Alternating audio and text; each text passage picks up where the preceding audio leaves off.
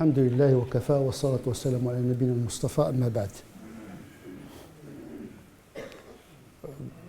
Le domaine des croyances musulmanes est à l'image des lois pratiques en islam. Comme il y a des lois consensuelles, telles que l'obligation des 5 prières, du jeûne du mois de Ramadan, la zakat, le pèlerinage, la piété filiale, la bienfaisance, qui sont des lois légales ou morales consensuelles. Il y a également, parallèlement, des lois qui ont fait l'objet de divergences. C'est-à-dire que les savants ne sont pas tous d'accord sur la légitimité ou l'obligation de ces lois. Et les pratiques obligatoires ne sont pas, ou plutôt les pratiques consensuelles, ne sont pas toutes de la même importance. On ne peut pas mettre, par exemple, la pratique des 5 prières avec la pudeur vestimentaire, c'est l'aura. On ne peut pas mettre faire le khayr, faire le bien, la charité, etc., comme un certain nombre de pratiques qui parfois ont été intégrées dans la loi musulmane parce qu'elles relevaient d'une coutume particulière. Parce que beaucoup de lois dans l'islam ont intégré les codes culturels. Et au fil du temps, ce sont devenus comme des codes canoniques. Donc, il faut faire le discernement de tout ça. Tout n'a pas la même importance dans les pratiques musulmanes. Donc, à un moment donné, il faut choisir. Il faut toujours aller choisir la pratique où il y a le plus grand coefficient spirituel, c'est-à-dire l'ajr. Et chaque fois que le Coran parle d'une pratique, il mentionne son importance, généralement. Il y a toujours un indice qui accompagne une loi. Quand il s'agit d'une interdiction, on sent la colère du législateur dans le texte lui-même. C'est un indice que, attention, cette interdiction, elle est grave. Ce n'est pas un macro, ce n'est pas quelque chose d'indésirable, c'est quelque chose d'interdit. Surtout quand il y a une malédiction qui attend celui qui transgresse cette loi. Ou bien une menace eschatologique. Donc il y a toujours des indices qui indiquent l'importance de la pratique. Celui qui fait les 5 prières, il aura la récompense du paradis, la piété filiale. Donc chaque fois, fada'ilul amal, ce qu'on appelle fada'ilul amal, chaque fois qu'il y a une pratique, il y a un coefficient qui indique son importance aux yeux de Dieu. C'est ça qui donne, à condition que le texte soit authentique, surtout quand il s'agit du hadith. Eh bien, c'est la même chose dans le domaine des croyances et des dogmes. Un domaine plus redoutable, plus important, puisque la aqidah est plus importante que la pratique. Parce que c'est la pratique du cœur et de l'esprit. Et donc, là aussi, dans le domaine des croyances, toutes les croyances en islam ne sont pas des croyances consensuelles. Il y a des croyances sur lesquelles tous les savants, tous les théologiens, tous les dogmaticiens sont d'accord. Il y a une partie de dogmes qui ont fait l'objet de dissensus, ikhtilaf. Et les dogmes obligatoires n'ont pas le même degré d'importance. Malheureusement, au fil de l'histoire, la dogmatique a été encombrée par des ajouts d'autres dogmes qui n'existent ni dans le Coran ni dans la Sunna, mais qui ont été ajoutés par interprétation. À un moment donné, la dogmatique est devenu inflationniste. Trop de dogmes. Tu dois croire à ça, à ça, à ça, à ça, à ça, à ça, à ça. On a même introduit la théologie politique, c'est-à-dire pour être un orthodoxe, min ahli sunna wal jama'a, tu dois croire que le plus légitime à succéder au prophète, Abu Bakr. Sinon, tu ne fais pas partie de Al-Sunnah wal Jama'a. Puis après Abu Bakr, il y a Omar. Puis Omar, Uthman. Sinon, si tu penses que Ali, qui est le plus légitime à succéder au prophète, alors là, tu n'es plus Al-Sunnah wal Jama'a, tu n'es plus orthodoxe, tu es chiite ou zaydite, etc., etc. Donc on a introduit dans la dogmatique des questions qui sont en rapport avec l'imam al-kubra ou bien al-khilafa. Il y a même ceux qui ont introduit le fait d'essuyer le jawarib.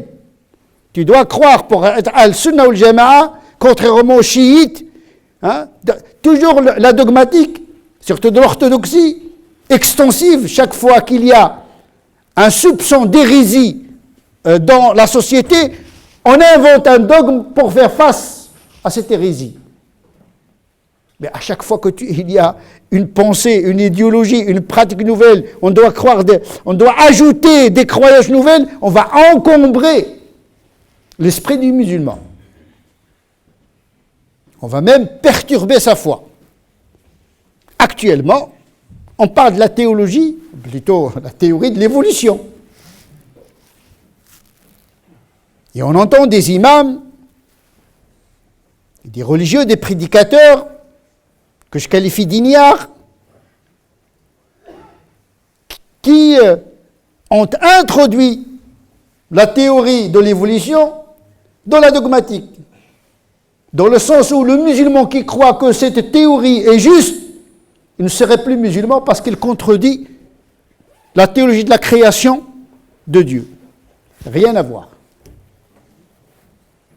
Le domaine de la science, c'est le domaine de la science. Il n'a pas à être oblitéré par la dogmatique. Puisque Dieu lui-même, il dit « Cherchez dans la terre comment Dieu, il a commencé la création. » Ce n'est pas dans le Coran qu'on va chercher la paléontologie et l'archéologie et la généalogie de la création de l'homme. C'est dans le livre de la création lui-même qu'on doit chercher les lois de la création. Khalaqakum atwara, par des étapes.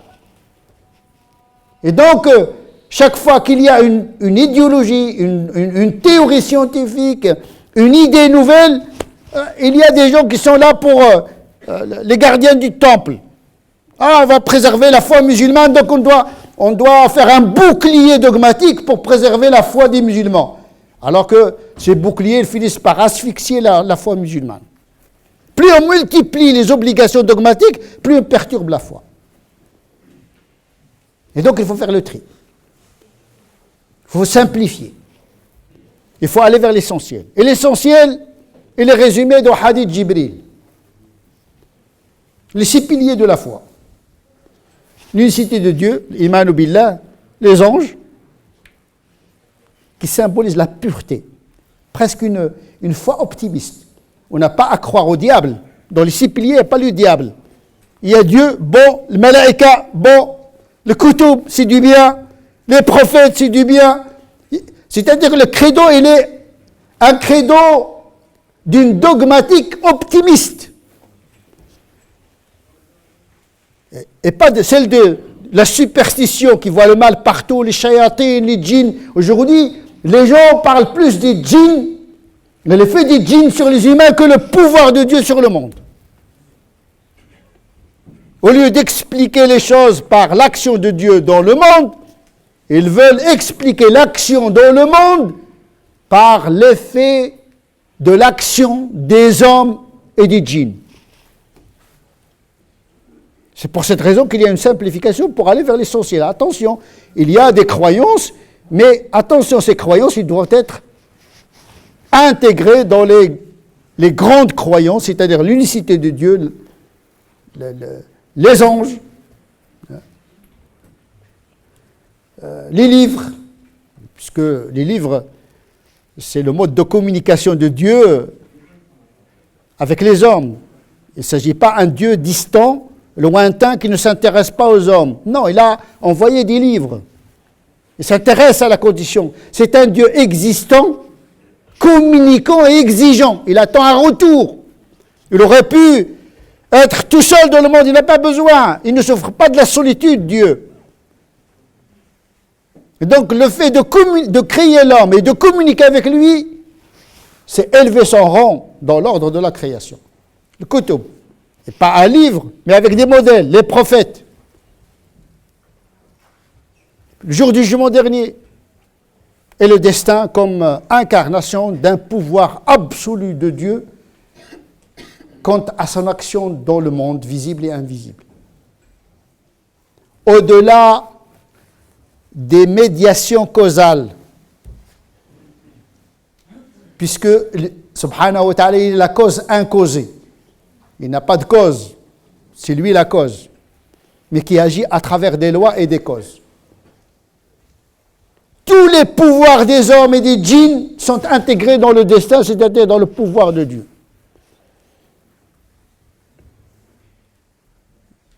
Sinon, on tomberait dans la superstition, dans tiyara, tasha'um, le pessimisme, voir le mal dans la main de la création, c'est-à-dire les djinns et les humains maléfiques. C'est dogmatique du complotisme. Il y a un complot occulte des diables.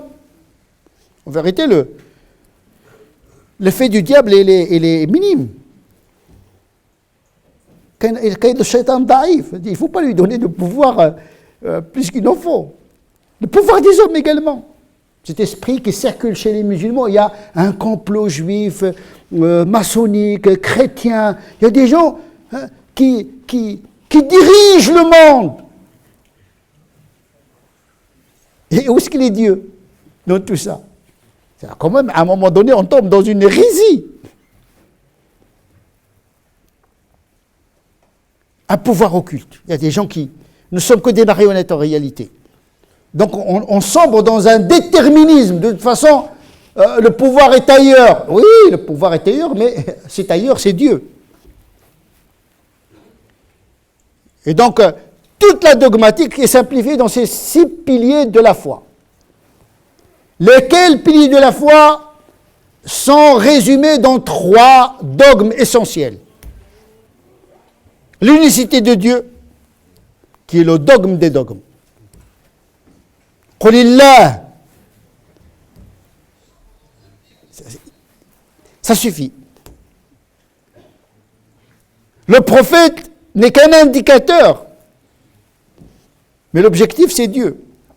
3e pilier, c'est la prophétie de Mohammed sallallahu alayhi wa sallam. Parce que c'est grâce à lui que ces informations sur le monde invisible ne sont parvenues.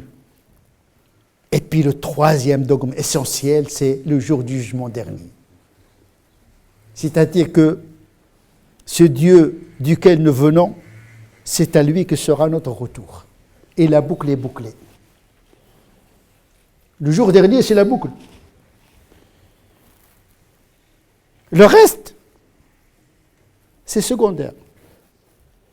Les détails du paradis, les détails de l'enfer. Il y a des gens qui se perdent dans les fleuves du paradis, les houris. Ils ont oublié qu'en vérité, c'est pas ça. Ce sont des incitations. Mais inciter pourquoi?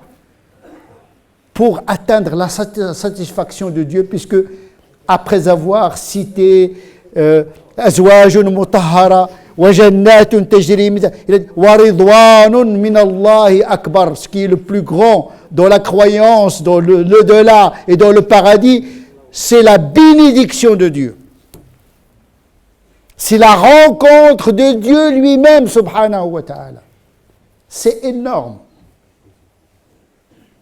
Vous vous rendez compte, on vous envoie une lettre du président pour vous accueillir dans son palais.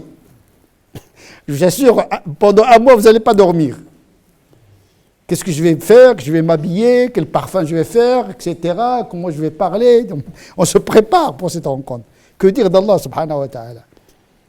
Donc au lieu de se perdre dans les croyances à droite à gauche, il faut se concentrer sur l'unicité de Dieu et notre retour à lui, au lieu de chercher les signes de la fin des temps. Parce qu'il y a des gens, au lieu de penser au retour à Dieu, ils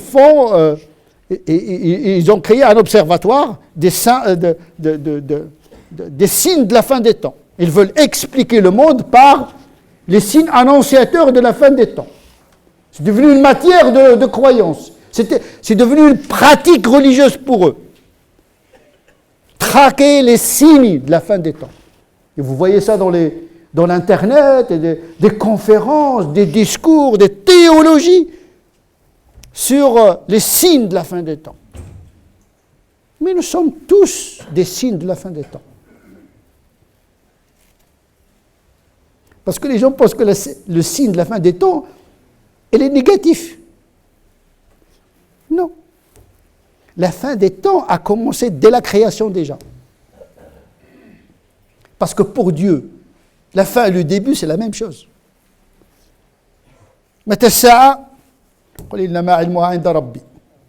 Quand est-ce qu'elle va se... Le prophète lui-même ne sait pas. Au contraire, il a dit, en réalité, moi et la fin des temps, c'est presque, nous sommes venus en même temps. Il a failli même me devancer, a dit le prophète sallallahu alayhi wa sallam. Ce n'est pas la fin des temps qui va, les signes, ou bien la fin des temps. C'est le jour du jugement dernier qui doit attirer notre attention.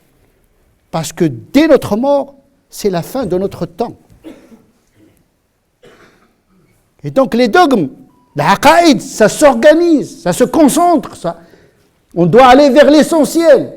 Dieu, qui détient le pouvoir, la bonté, la miséricorde, c'est lui qui est capable de nous sauver. Même le prophète ne peut pas nous sauver. C'est Dieu qui donne l'autorisation de l'intercession de Shafa'a au prophète sallallahu alayhi wa sallam. Mais en définitive, c'est Dieu qui pardonne. C'est Dieu qui nous comble de miséricorde. C'est Dieu qui nous aime. C'est Dieu qui nous protège. Tout le bien est dans sa main. Et donc l'i'tiqad, il faut le concentrer sur Dieu. Et le jour du jugement dernier n'est qu'un moyen de rencontrer cet être cher auquel nous avons cru pendant toute notre vie. Et laisser les croyances, les petites croyances de côté parce qu'elles perturbent la foi. La vraie foi, c'est elle qui mobilise l'action. C'est ça, on vérifie la validité d'une croyance quand elle agit sur l'homme. Le fait de dire le djinn, il va m'habiter, je vais habiter le djinn, resconner, quel est l'effet moral et spirituel de cette croyance sur toi? Les croyances, ils ont une fonction, c'est de mobiliser l'attention et la volonté pour faire le bien. C'est ça l'importance d'une croyance. C'est elle qui change ta vie. Il n'y a pas que tu es en train de commenter le monde. Voilà, vous avez des lunettes de la dogmatique, hein? Les kafirs, c'est les musulmans, celui les fasiq, en train de diriger un tribunal pour mettre les gens dans le paradis et l'enfer, sachant que toi-même, tu ne sais pas où tu seras le jour du jugement dernier. نسأل الله عز وجل أن يجعلنا من الذين يستمعون القول فيتبعون أحسنه أولئك الذين هداهم الله وأولئك هم أولو الألباب اللهم اهدنا فيمن هديت وعافنا فيمن عافيت وتولنا فيمن توليت وبارك لنا فيما أعطيت وقنا واصرف عنا شر ما قضيت اللهم ربنا آتنا في الدنيا حسنة وفي الآخرة حسنة وقنا عذاب النار اللهم صل على سيدنا محمد وعلى آل سيدنا محمد كما صليت على سيدنا إبراهيم وعلى آل سيدنا إبراهيم وبارك على سيدنا محمد وعلى آل سيدنا محمد كما باركت على سيدنا إبراهيم وعلى آل سيدنا إبراهيم في العالمين إنك حميد مجيد سبحان ربك رب العزة عما يصفون وسلام على المرسلين والحمد لله رب العالمين.